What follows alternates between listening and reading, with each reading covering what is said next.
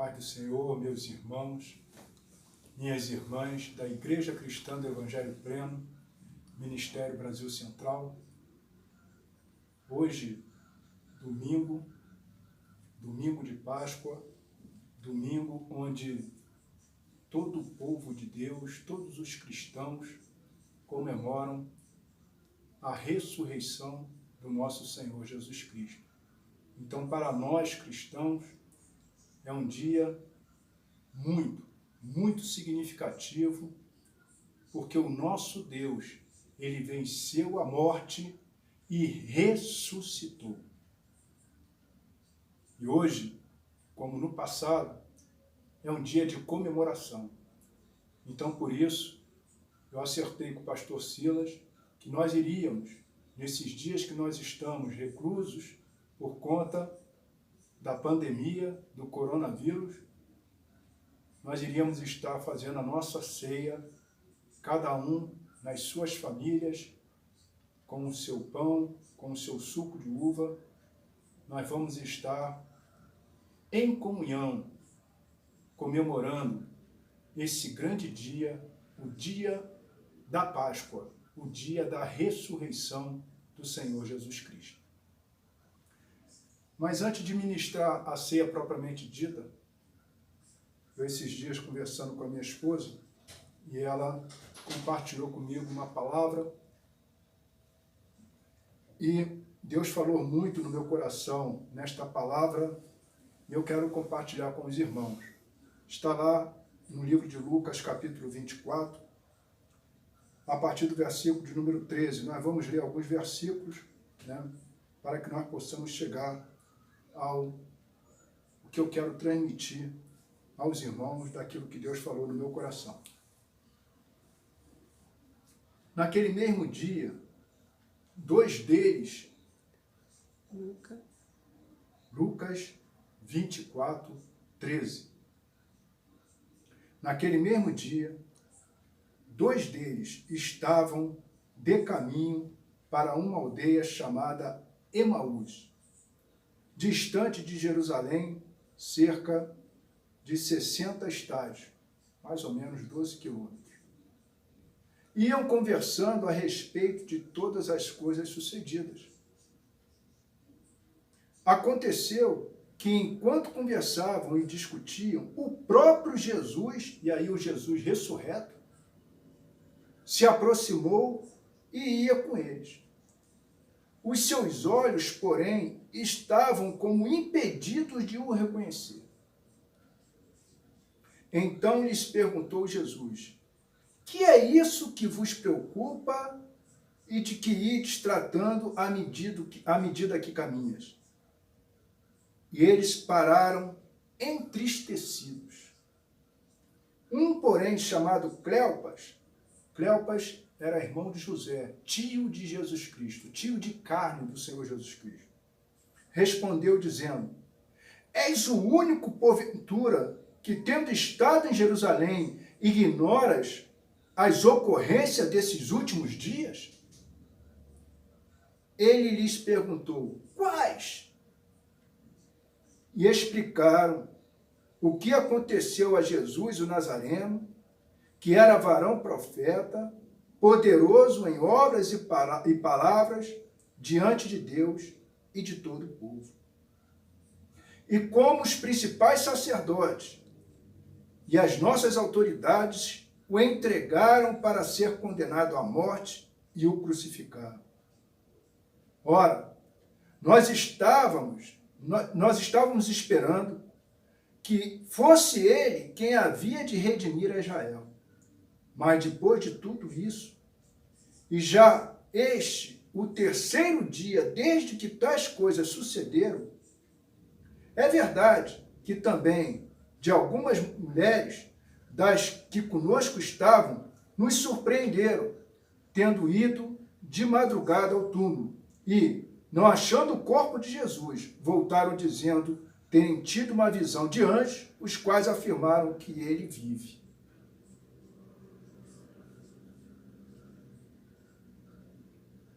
De fato, alguns dos nossos foram ao sepulcro e verificaram a exatidão do que disseram as mulheres, mas ele não o viu.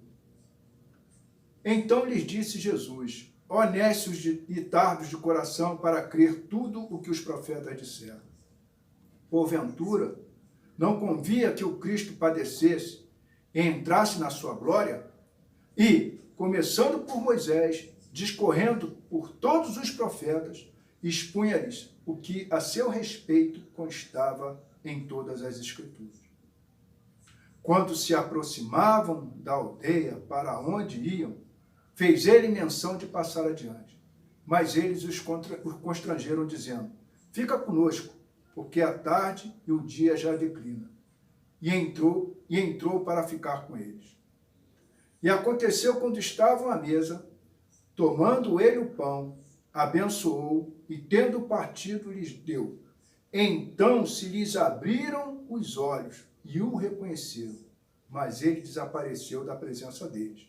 E disseram um ao outro: porventura, não nos ardia o coração quando ele, pelo caminho, nos falava, quando nos expunha as Escrituras?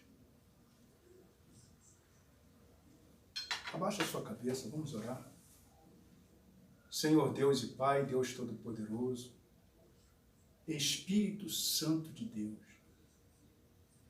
revela para o teu povo, Senhor, o mistério da comunhão, da ceia, e faz a tua boa obra, meu Senhor, glorificando o teu nome, em nome de Jesus. Meus irmãos, esse texto os irmãos conhecem muito bem e fala de um período onde Jesus Cristo, depois que ressuscitou, ele ainda permaneceu 40 dias aqui na terra, revelando-se para os seus discípulos. Mas aqueles que não tinham visto o Senhor Jesus Cristo estavam como esses homens, descrentes, tristes, sem esperança. E nós vivemos dias com essa pandemia, onde existe toda uma força espiritual do mal, querendo que eu e você também fiquemos descrentes, tristes e sem esperança. E como esses homens foram salvos dessa situação espiritual? Quando eles começaram a caminhar com Jesus.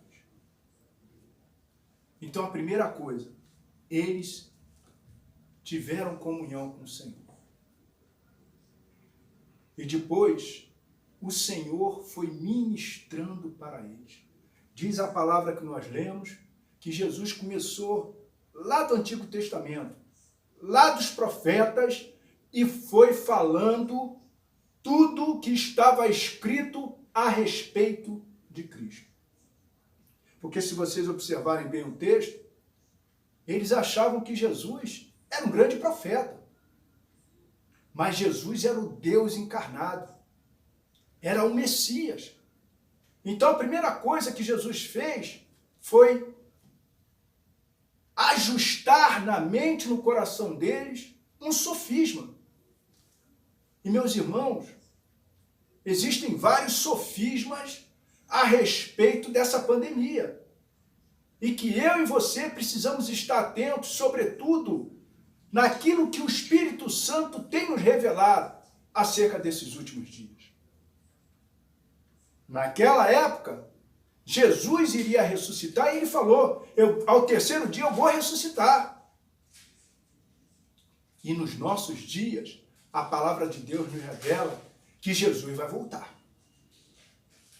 Então Jesus está voltando. E Jesus já deixou claro que nesses dias essas coisas iriam acontecer. Mas a nossa atenção vai estar nesse problema ou na palavra de Deus? Então esse é um aspecto muito importante, meus irmãos. Para onde estão voltados os nossos olhos? Para a circunstância que nós estamos vendo, para a circunstância que a mídia, a grande mídia tem noticiado, tem orquestrado na nossa mente? Ou para o Senhor Jesus Cristo e a sua palavra? Então esse é o primeiro aspecto. E foi por isso que Jesus Cristo começou a ministrar a palavra para eles. O outro aspecto que me chama a atenção nesse texto é que após Jesus Cristo ministrar a palavra, ele partiu o pão. Ou seja, ele ceiou com eles. E quando ele ceiou com eles, os olhos espirituais deles foram abertos. A palavra de Deus fala que naquele momento, mas eles, diz o versículo 29, mas eles o constrangeram dizendo, fica conosco, porque é tarde e o dia já declina. E entrou para ficar com eles. E aconteceu que estavam à mesa, tomando ele o pão, abençoou e tendo partido lhes deu. Então se lhes abriu os olhos e o reconheceram, mas ele desapareceu da presença deles. Então, meus irmãos, qual é o segredo? Nós precisamos estar fundamentados na palavra e precisamos ter essa comunhão com o Senhor Jesus Cristo no partir do pão. E quando nós fazemos isso, o Senhor abre os nossos olhos espirituais para a conjuntura, para o cenário que nós estamos vivendo.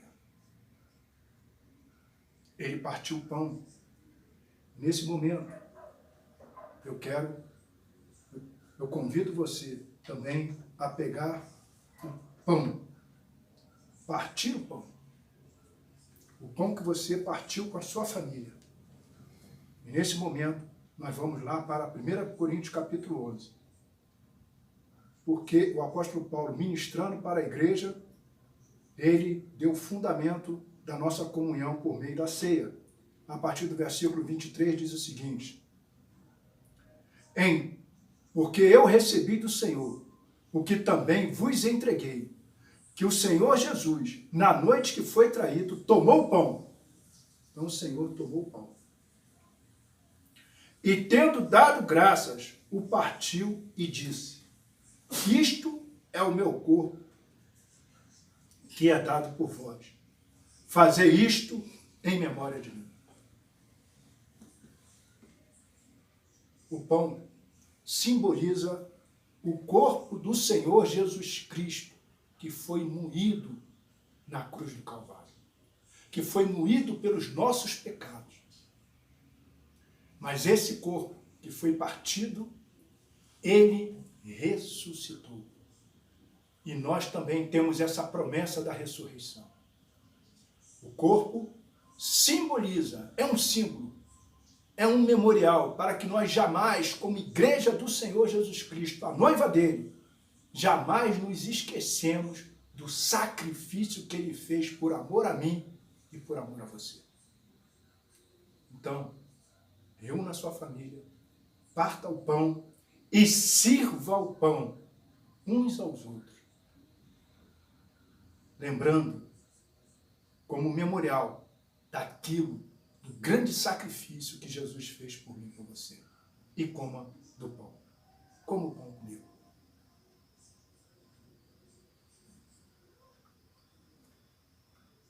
Senhor, em nome de Jesus, nós estamos comendo esse pão. E estamos, Senhor meu Deus, lembrando, trazendo à memória o sacrifício do Senhor naquela cruz. Sacrifício esse que nos lavou, que nos redimiu de todo pecado. Muito obrigado, Senhor. Obrigado, porque era para mim, era para o meu irmão, éramos para nós estarmos naquela cruz. Mas o amor do Senhor nos impediu. E o Senhor se sacrificou por nós. Obrigado, meu Senhor. O apóstolo Paulo continua o texto e no verso 25 ele fala: por semelhante modo, depois de haver ceado, tomou também o cálice. Está aqui o cálice. Dizendo: este cálice é a nova aliança no meu sangue. Então nós temos, irmãos, uma nova aliança no sangue do Senhor Jesus Cristo. Fazei isto todas as vezes que beberdes em memória de mim. Então agora, pega o seu copo, o seu cálice e beba comigo, em memória daquilo, do grande sacrifício do Senhor Jesus Cristo, que verteu o sangue dele, bem parecido com esse suco de uva, com esse fruto da videira, por amor a mim e por amor a você. Bebamos.